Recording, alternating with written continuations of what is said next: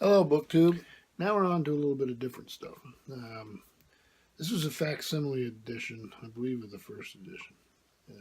Don't confuse yourself if you ever find one, because it's not the first edition. It's called The Lighted Day by Eric Ambler. There's Mr. Ambler.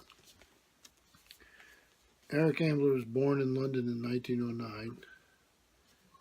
He's written several volumes. Judgment at Delchev, The Shermer Inheritance, State of Siege, Passage of Arms. Eventually moved to California. I like the cover. It was designed by George Saltrip. These are the end papers. Another Mediterranean scene. And this his latest work. Mr. Ambler returns to one of his favorite haunts, Istanbul, the most oriental of European cities. The protagonist is a down-at-the-heels adventurer with the somewhat discordant name of Arthur Abdul Simpson. By birth, Arthur is half English, half Egyptian. By nature, or inclination, he is wholly disreputable.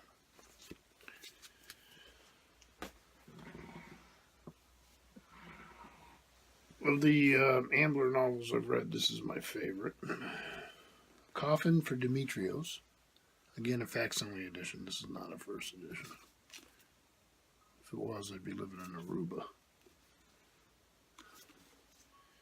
You can tell. If it has an ISBN on it, and it was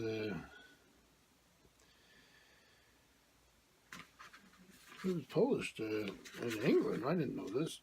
It was published in England as The Mask of Demetrios, where here it's a coffin for Demetrios. I miss that. Body found in the bay, stabbed in the back, were the commonplace words that close the Turkish police dossier of Demetrios, the nondescript Greek fig packer who had wandered in and out of the criminal records of every country in Central Europe for 2 decades. Espionage, assassination, white slavery, drugs. Such were the charges that might have been made against the mysterious Greek. It isn't the man who shoots the bullet, but the man who employs it and pays for it that gives us trouble. Demetrios was one of those, Captain Hockey said to Charles Latimer.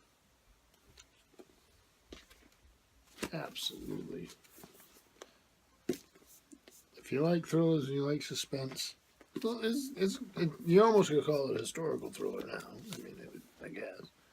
But it was written at a time when that may not have been true. But, so these are facsimiles. Eric Ambler, one of the great suspense writers. Now we'll move on to a very, very interesting fellow. I'm trying to decide what order I'm going to do. Let's start. Let's start with Spy Story. It's Deighton.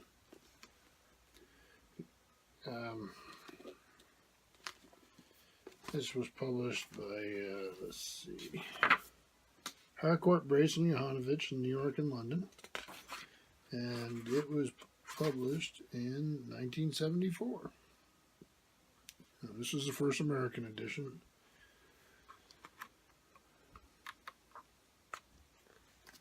Oh, yeah, look at these end papers. It looks like a chess game.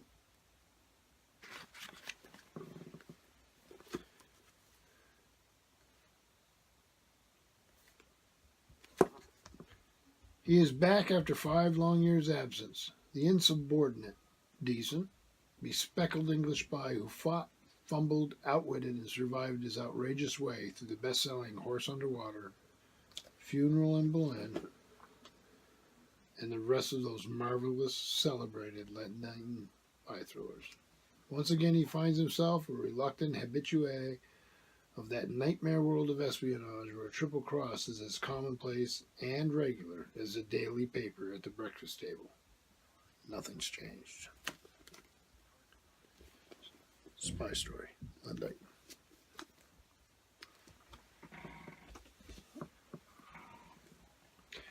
Next, another Deighton, The Ipcris File. The think of the word file. You have a stamp here.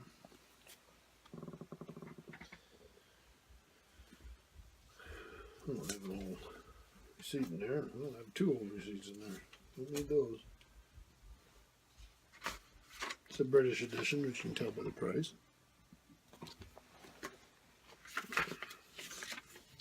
Hodder and Stoughton Publishers. This is his second impression. It's 1962, same year the first impression was.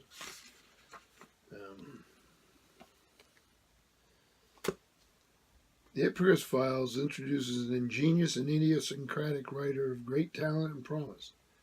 Len Deighton has written what would conventionally be called a spy story, but the Ipcress File is spy works with the lid off.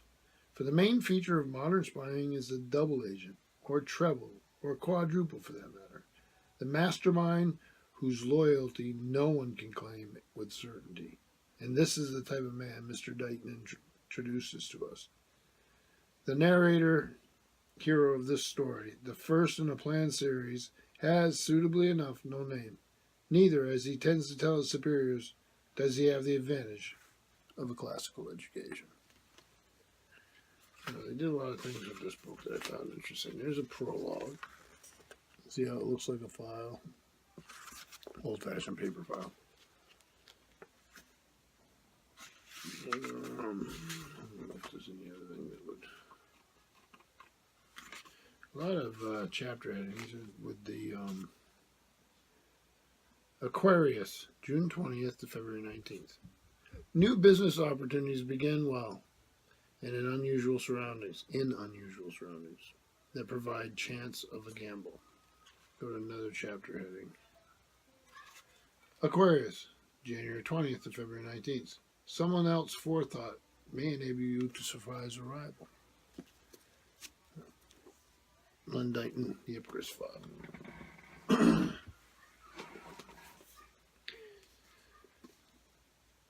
This next book is the first novel in a trilogy. That's the only one I have.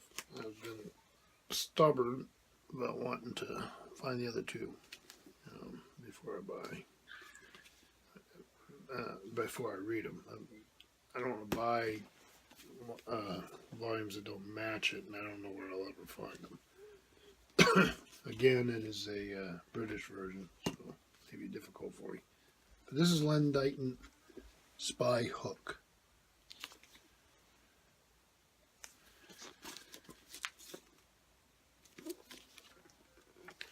I love the wide flap there.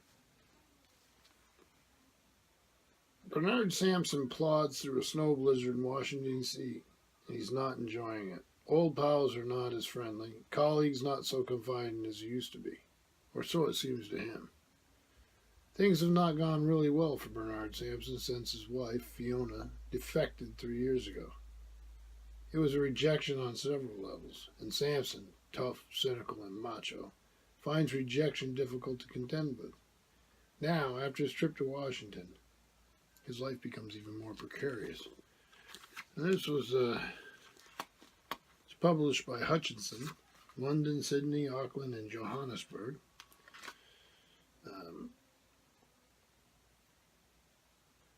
Copyright 1988. So, Len Deighton, master of the thriller, for sure.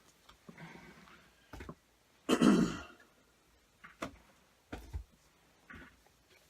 this volume is a special. When I was a young fella, and there was a couple thriller writers that I started out and read a lot of science fiction, but I also read a lot of thrillers. And this guy, Hammond, and I don't have any of the volumes I had originally. If I see him, I'll grab him. But he was right up there. He's one of the good ones. So this is one of those odd Collins Collector's Choice. And you see it with some good British writers. There's going to be some glare on this, I'm sorry.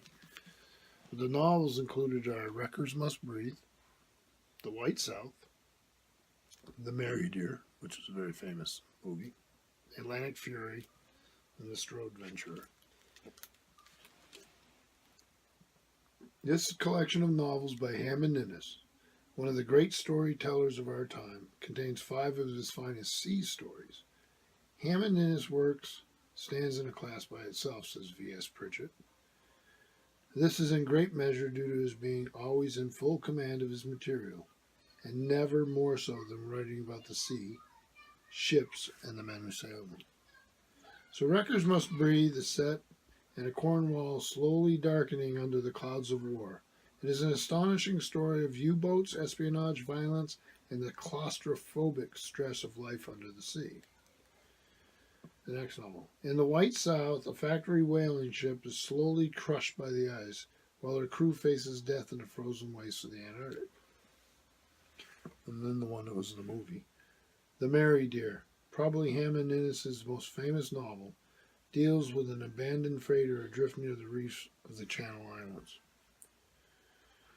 Atlantic Fury was described by Peter Green in The Bookman as a powerful, storm-packed, rock-hard novel that demands to be judged by Conradian standards. It is set on the forbidding and mysterious western Isle of Lairg and pits 2 brothers against each other and both against the fury of the North Atlantic. In The Strode Venturer, the scene shifts to the Indian Ocean in the Maldive Islands. It is a story of a man and his faith, a ship at the mercy of a strange natural phenomenon, and a family of ship owners who attempt to control her fate from the city boardroom. It is one of Hammond Innes' most unusual and exciting novels. If I remember right, I'm not positive about this, but I think I'm pretty close. Hammond Innes was actually a writer for the Financial Times or something like that in London. So the Strode Venturer, you probably would have known the background about that stuff. And now we'll move on to the one writer who I read just as much of as I did Hammond Innes. And that would be the Scottish author Alistair MacLean. There was a time when you couldn't go to a book sale and didn't see Alistair MacLean. Book club editions, paperbacks, the originals. If I had had foresight, I would have grabbed a lot more volumes than I have here and probably a lot better ones. But this is what I have. So this one here is Alistair MacLean's Floodgate. There's Mr. MacLean. Feels like a book club edition. It's a book club edition. A lot of times you can tell because there's no price tag. There's no price. This one used to be property of somebody named Jim Bartlett. So I bought it used. List of Mr. MacLean's mini novels. I'm not even sure if it's complete, but probably not. Alistair MacLean, Floodgate, Doubleday and Company Incorporated, Garden City, New York. Copyright 1983. Like I say, it's a book club edition. Amsterdam's Schiphol Airport, I'm probably not pronouncing that right, has disappeared. What was once an airfield now is a vast lake in which drowned aircraft bob and tip like abandoned toys. In Alistair MacLean's latest gripping adventure, Holland is menaced by a new brand of terrorism, a mysterious extremist group, identified only as the FFF, threatens to blow up the country's dikes and flood its major sectors unless the Dutch can persuade British troops to take an inconceivable action. Well,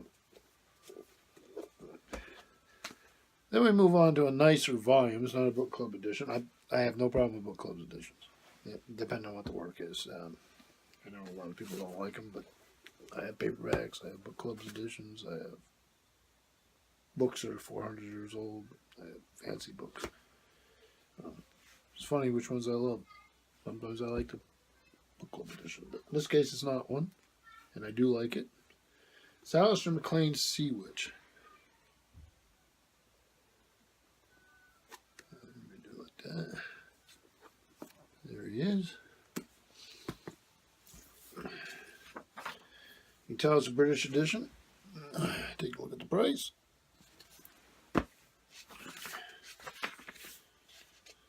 Collins, publisher. St. James Place, London, 1977. It's first edition. William Collins Son Limited and Williams Collins Sons and Company Limited.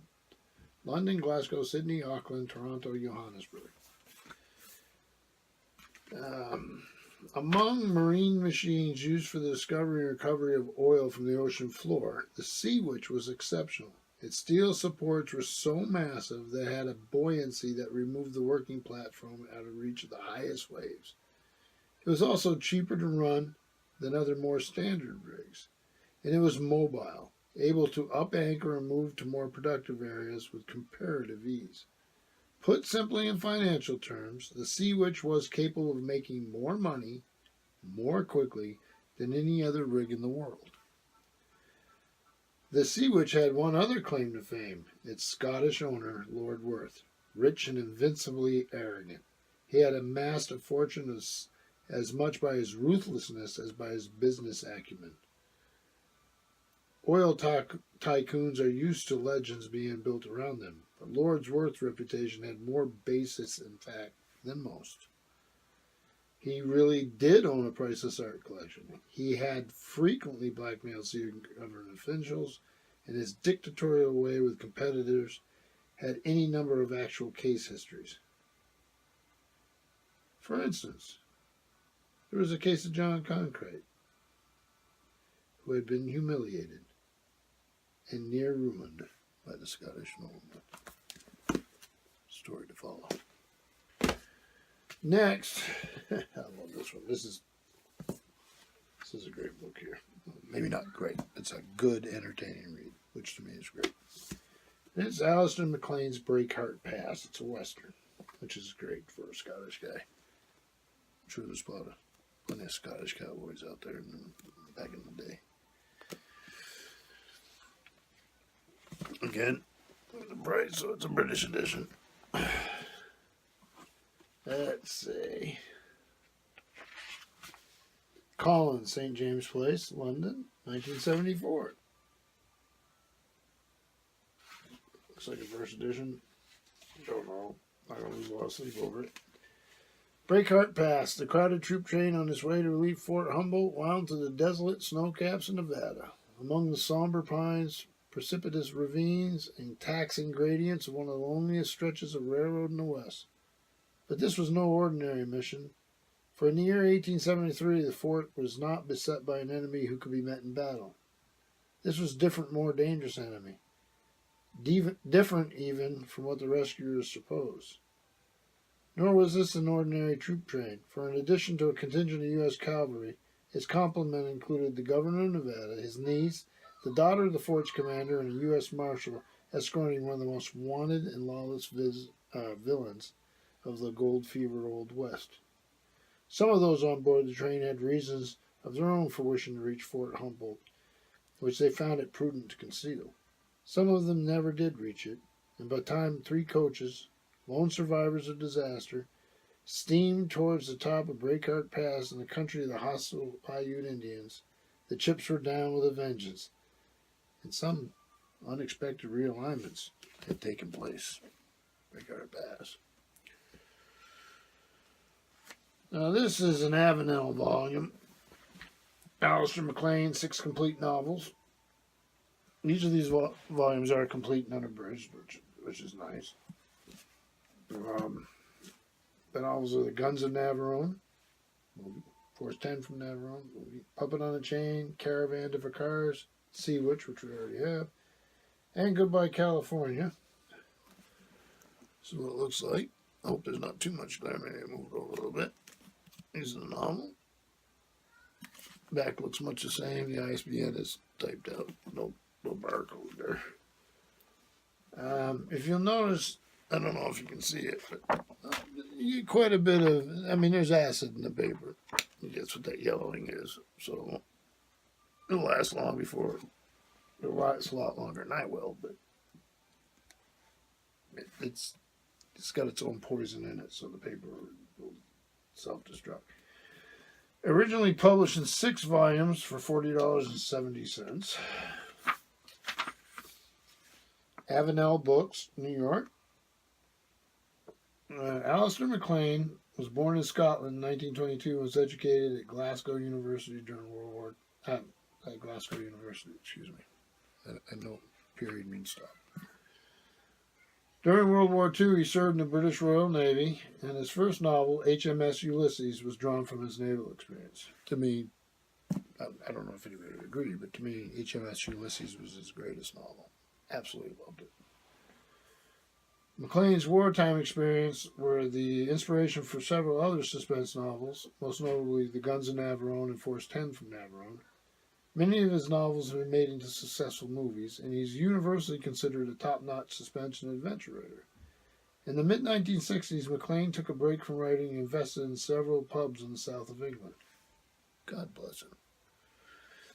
Though his pubs prospered, he decided, fortunately, to return to writing.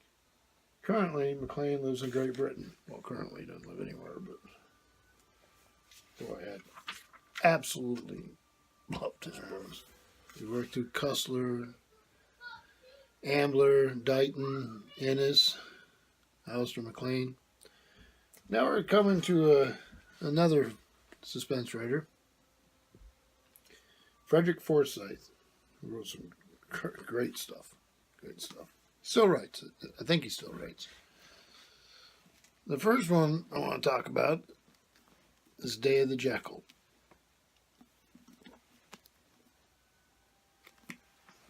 I'll tell you how old it is. Price of a hardback, $7.95. How do you like that? Without being on the remainder table. So it was published in New York by Viking Press, 1971.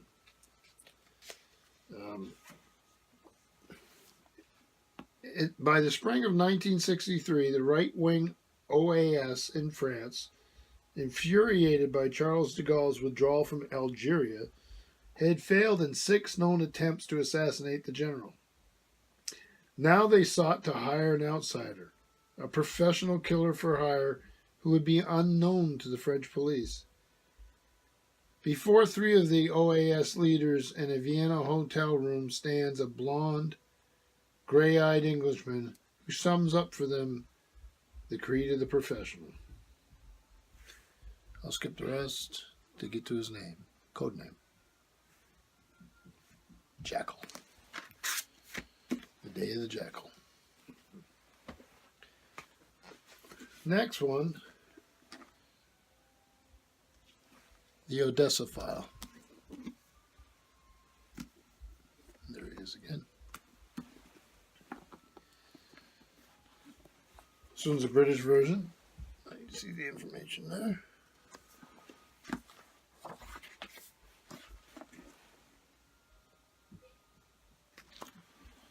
Hutchinson of London. Looks like this one is the third impression of November 1972. Hutchinson and Company Limited. 3 Fitzroy Square, London, W01. The Organization of Israeli Security, which is also chasing the criminal in his new role, the SS Survivors Network, the long and frustrating process by which the hero, a reporter, tracks down his quarry, all this is described with the impeccable and relentless realism that characterized the Day of the Jackal. Our attention is held by the hunt and the counter-hunt. There is a genuine shock and double twist at the end. Francis Goff in the Sunday Telegraph. Next, Frederick Forsyth, The Dogs of War. Again, in this case, British version. Published by Hutchinson of London. First published June 1974, and this is the second impression of October 1974.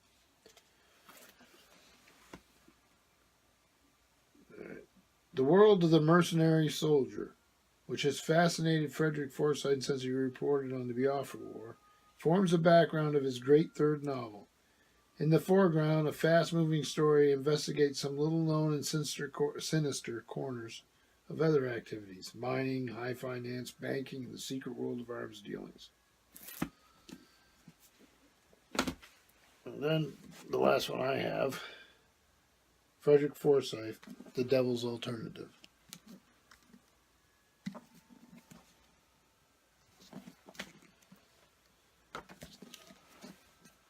Again, I have the British version. See by the price there.